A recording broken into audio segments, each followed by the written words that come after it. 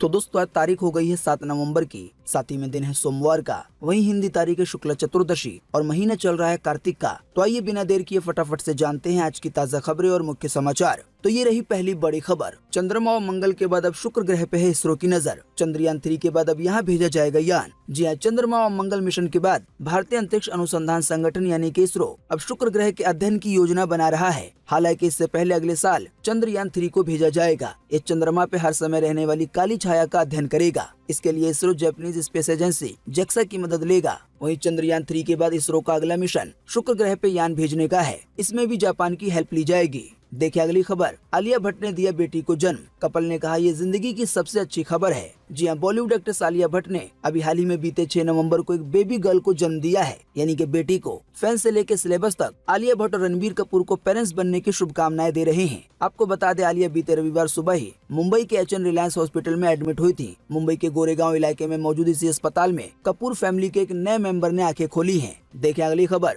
जम्मू कश्मीर को जल्द मिल सकता है राज्य का दर्जा। वित्त मंत्री ने पहले संकेत दिया, फिर बाद में बात को संभाला। जी हाँ, वित्त मंत्री निर्मला सीतारमन ने बीते शनिवार को संकेत दिया कि जम्मू कश्मीर को फिर से राज्य का दर्जा देने पे विचार किया जा रहा है। असल में वित्त मंत्री नई दिल्ली में एक इवेंट में केंद्र की तरफ से राज्यों को दिए जाने वाले फंड के बारे में बता रही थी, जब उन्होंने कहा कि जम्मू कश्मीर फिर से राज्य बन सकता है। हालांकि फिर उन्होंने अपनी बात को संभालते हुए कहा कि ऐसा आने वाले समय में हो सकता है। देखें अगली खबर। नकली नोटों के सिंडिकेट का सबसे बड़ा खुलासा। 5 लाख के जाली नोट मांगे तो तस्कर ने 500 की 11 गड्डियां पटक दी। जी हाँ, कोरोना की लहर थमते ही भारत नेपाल बॉर्डर पर जाली नोटों का धंधा धड़ल्ले से चल पड़ा है। जानकारी के मुताबिक इस धंधे में दुबई, मलेशिया, बांग्लादेश और पाकिस्तान के लोग शामिल हैं। ताज़ा जानकारी के मुताबिक बड़ा अड्डा नेपाल का परसा और 12 जिला बना हुआ है। जाली नोट के रैकेट को चलाने वाले यानी कि सरगना दुबई में है। दैनिक भास्कर की तरफ से ये जानकारी साझा की गई है और बताया गया है कि करीब 80 करोड़ जाली नोट की खेप नेपाल पहुँच चुकी है। बताया गया है दिवाली छठ के बाद होली तक बाजार में कैश बढ़ेगा, उसी अनुपात में जाली नोट भी खपा दिए जाएंगे। जानकारी के मुताबिक इस धंधे की पड़ताल के लिए भास्कर टीम ने भारत नेपाल के बीच 1000 किलोमीटर का सफर तय किया। तस्करों तक पहुंचने के लिए टीम ने 30 लोगों से मुलाकात की, तो भास्कर द्वारा छानबीन करने के बाद जो पता चला है उससे बड़े भयंकर नतीजे निकलते हैं, क्योंकि कहा जा रहा है कि 80 करोड़ के जाली नोट भारत में पहुँचा दिए जाएंगे। जाहिर बात है फिर ये नकली नोट धीरे धीरे पूरे देश में फैल जाएंगे। साथ ही जानकारी के मुताबिक बताया गया है कि जो 80 करोड़ रुपए के जाली नोट हैं, उनमें 100, 200, 500, 2000 के नोट शामिल हैं। ऐसे में दोस्तों आने वाले दिनों में आपको बड़ा ही सावधान रहना होगा। बाकी हम आपको ये भी सलाह देना चाहेंगे कि असली नोट की पहचान कैसे होती है, आप इसकी भी जानकारी प्राप्त कर लें। आपको बता दें, आरबीआई ने इसके लिए खुद अपनी तरफ से एक पोर्टल जारी किया हुआ है, यानी कि वेबसाइट, जिसका नाम है पैसा बोलता है। अब जैसे ही गूगल पे जाके सर्च करेंगे पैसा बोलता है वेबसाइट, तो आपके सामने वो वेबसाइट आ जाएगी। इस वेबसाइट के जरिए आपको सभी नोटों के बारे में सही से जानकारी दी जाएगी। आपको आसानी से पता चल जाएगा कि असली नोट की पहचान करने के लिए क्या क्या चीजें देखनी है, कौन कौन से निशान देखने हैं। देखिए अगली खबर। अब खेत में पराली जलाई तो नहीं मिलेगी किसान सम्मान निधि। यहाँ लिया गया है सख्त फैसला। जी, उत्तर भारत के अलग अलग राज्यों में इस समय पराली जलाने की घटनाएं देखने को मिल रही हैं। हालांकि राज्य सरकारों द्वारा पराली जलाने से रोकने के लिए अलग अलग प्रावधान किए गए हैं। ताज़ा जानकारी के मुताबिक अब इसी कड़ी में उत्तर प्रदेश में इस पे एक बड़ा फैसला लिया गया है। जानकारी के मुताबिक इस फैसले के तहत अगर खेत में पराली जलाई तो किसानों को मिलने वाले कृषि विभाग से सम्मान निधि समाप्त कर दी जाएगी, क्योंकि ये वायु प्रदूषण का सबसे बड़ा कारण बनता है, जिसको लेकर सरकार काफी सख्त है। बताया गया है ये फैसला उत्तर प्रदेश के गोरखपुर के लिए लिया गया है। साथ ही ये भी जानकारी दी गई है कि अगर कोई पराली जलाता हुआ पकड़ा जाता है तो नए नियम के अनुसार 1 एकड़ तक की जमीन के लिए 2500 रुपए का जुर्माना देना होगा। वहीं अगर खेती की जमीन 1 एकड़ से ज्यादा होगी तो फिर जुर्माना 5000 रुपए हो जाएगा।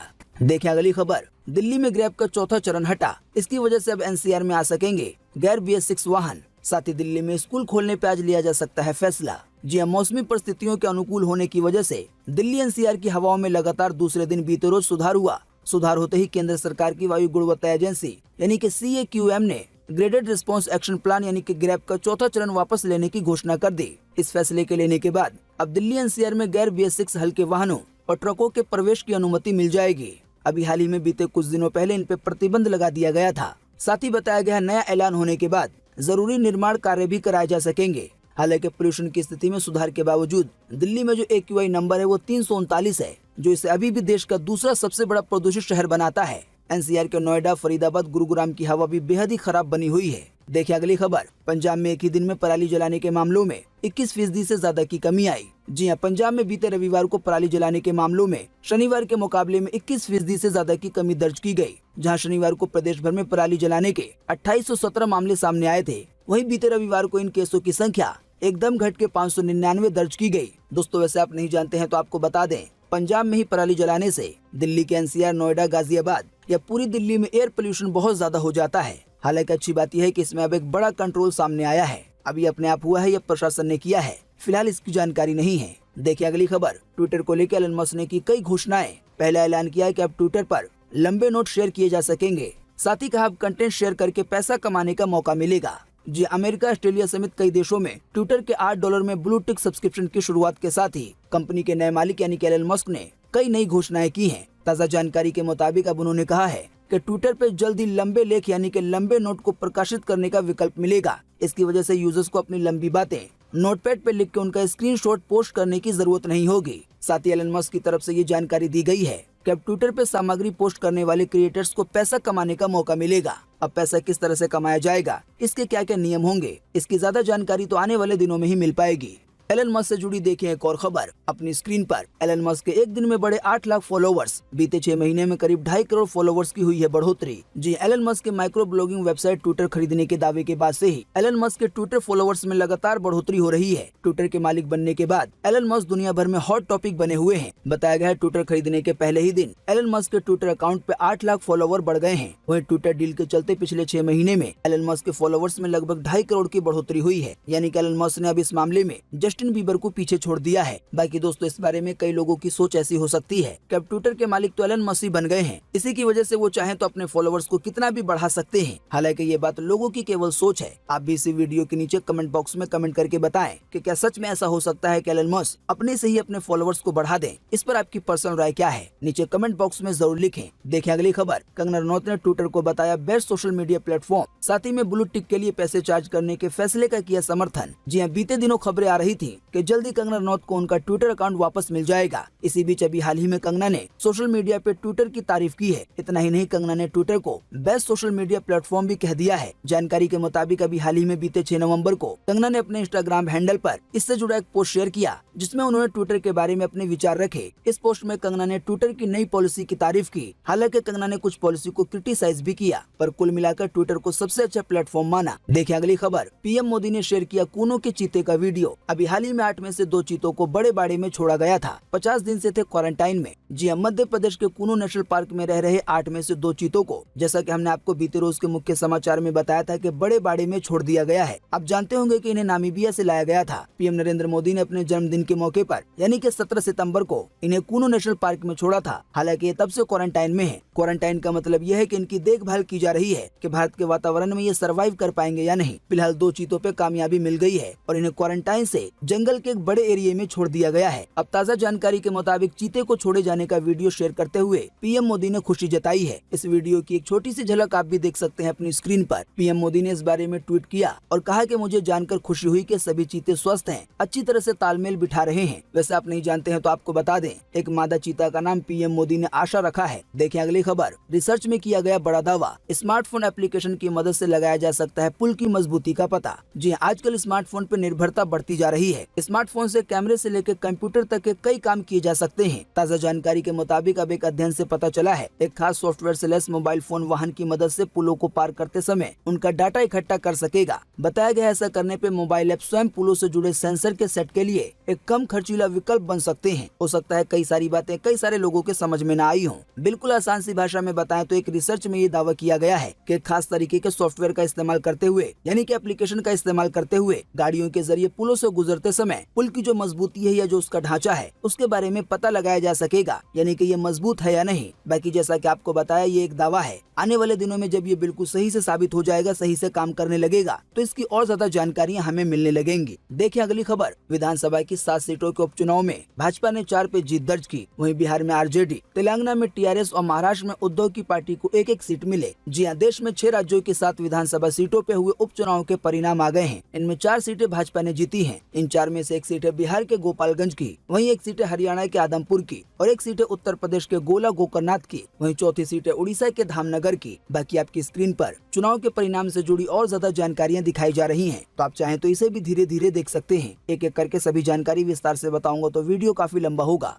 देखिए अगली खबर। इमरान खान का लॉन्ग मार्च, कल मंगलवार से फिर होगा शुरू। उन पे फायरिंग के बाद ये रुक गई थी। जी हाँ, पाकिस्तान के पूर्व प्रधानमंत्री इमरान खान का लॉन्ग मार्च यानी कि एक बड़ी रैली कल मंगलवार से फिर शुरू हो जाएगी। इमरान खान ने कहा है कि हमने तय किया है कि हमारा मार्च मंगलवार को वजीराबाद में उसी जगह से फिर शुरू होगा जहां मुझे और 11 अन्य को गोली मारी गई थी और जहां मुअज्जम शहीद हुए थे। वैसे आप नहीं जानते हैं तो आपको बता दें कि पिछले हफ्ते पाकिस्तान के पंजाब प्रांत के वजीराबाद में इमरान खान पे फायरिंग हुई थी। कई गोलियों के चलने की वजह से एक गोली उनके पैर में लग गई थी। थोड़ा सा स्वस्थ होने के बाद अब उन्होंने एक बार फिर से अपना लॉन्ग मार्च शुरू करने का ऐलान कर दिया है। दोस्तों, अगली खबर के बारे में बताने से पहले आपके लिए एक बड़ा सर्वे और एक बड़ा सवाल। अगर आप इसमें हिस्सा लेंगे और इसका जवाब देंगे तो इससे काफी कुछ पता चलेगा। दोस्तों, आपको इसी वीडियो के नीचे कमेंट बॉक्स में कमेंट करके बताना है कि अपने देश का सबसे साफ सुथरा शहर कौन सा है, उसका नाम क्या है। तो वीडियो को देखने के बाद अपना जवाब इसी वीडियो के नीचे कमेंट बॉक्स में जरूर लिखें। आपके दिए गए जवाब से काफी कुछ पता चलेगा। देखिए अगली खबर। पलट गई पाकिस्तान की किस्मत। बांग्लादेश को हरा के नॉकआउट में पहुंची बाबर की टीम। साउथ अफ्रीका की हार से मिला है फायदा। जी हां, 2009 की champion Pakistan T20 world cup 2022 के सेमीफाइनल में पहुंच गई है। बीते रविवार को उसने करो या मरो वाले लो स्कोरिंग मैच में बांग्लादेश को 5 विकेट से हरा दिया। अभी हाल ही में कुछ दिन पहले एक समय तो ऐसा आ गया था जिसमें लग रहा था कि पाकिस्तान इस टूर्नामेंट से लगभग बाहर हो ही गई है, लेकिन बीते रविवार को जब नीदरलैंड ने साउथ अफ्रीका को हरा दिया तो पाकिस्तान की किस्मत पलट गई। नीदरलैंड की जीत ने बाबर की टीम को एक और मौका दिया है। वहीं जब बीते रोज पाकिस्तान ने बांग्लादेश को हरा दिया तो ये पक्का तय हो गया कि पाकिस्तान की टीम सेमीफाइनल में पहुंच गई है। देखिए ऐसी ही एक और खबर। भारत सेमीफाइनल में इंग्लैंड से भिड़ेगा। अभी हाल ही में बीते रविवार को जिम्बाब्वे को 71 रन से हराया। अश्विन ने लिए थे 3 विकेट। जी हाँ, टीम इंडिया ने T20 वर्ल्ड कप के अपने आखिरी लीग मैच में अभी हाल ही में बीते रविवार को जिम्बाब्वे को 71 रन से हरा दिया। अब सेमीफाइनल में भारत का मुकाबला इंग्लैंड से 10 नवंबर को होगा। देखिए ऐसी ही एक और खबर। क्या भारत और पाकिस्तान के बीच हो सकता है वर्ल्ड कप का फाइनल? ऐसा करने के लिए रोहित और बाबर की टीम को एक मैच जीतना होगा। जी हाँ, जैसा कि हमने आपको बताया, ऑस्ट्रेलिया में खेले जा रहे T20 वर्ल्ड कप में बीते रविवार को सुबह बड़ा उलटफेर देखने को मिला।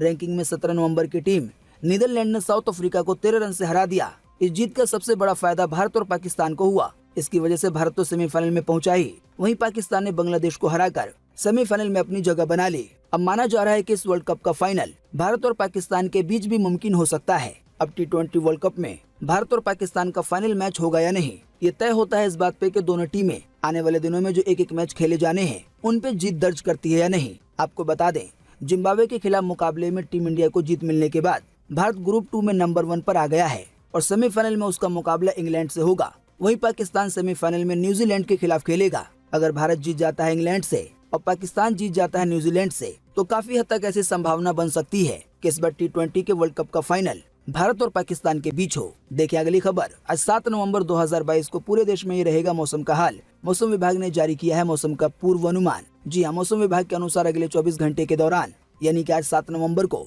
अंडमान और निकोबार द्वीप समूह में, साथ ही में तमिलनाडु और केरल में हल्की से मध्यम बारिश हो सकती है। कुछ स्थानों पे भारी बारिश भी हो सकती है। इसके अलावा गिलगित बल्टिस्तान, मुजफ्फराबाद, लद्दाख, जम्मू कश्मीर में बारिश और हिमपात यानी कि बर्फबारी की तीव्रता बढ़ सकती है, यानी कि जो बारिश या बर्फबारी हो रही है वो और ज्यादा हो जाएगी। वहीं हिमाचल प्रदेश और उत्तराखंड के भी कुछ हिस्सों में बारिश और बर्फबारी की शुरुआत हो सकती है। इसके अलावा दक्षिण आंतरिक कर्नाटक, तटीय कर्नाटक, लक्षद्वीप, रायलसीमा, असम, मणिपुर, मिजोरम और त्रिपुरा के भी कुछ हिस्सों में हल्की बारिश की संभावना है। दोस्तों, अभी हमने आपको जिन भी शहरों, जिन भी राज्यों के नाम बताए हैं उनको छोड़कर पूरे देश में मौसम सूखा बने रहने की संभावना है। देखिए अगली खबर। कि आर्थिक आरक्षण संविधान के खिलाफ है। सुप्रीम कोर्ट आज सोमवार को सुनाएगा इस पे फैसला। तमिलनाडु के DMK समेत कई संगठनों ने लगाई है याचिका। जी आर्थिक रूप से कमजोर सामान्य वर्ग यानी कि EWS को नौकरियों और शिक्षा संस्थानों में 10% रिजर्वेशन देने के मामले में अब सुप्रीम कोर्ट आज सोमवार को फैसला दे सकता है। इससे एक जुड़ी जानकारी हमने आपको बीते रोज के मुख्य समाचार में बताई थी। उस समय बताया गया था कि फैसला एक दिन पहले आएगा।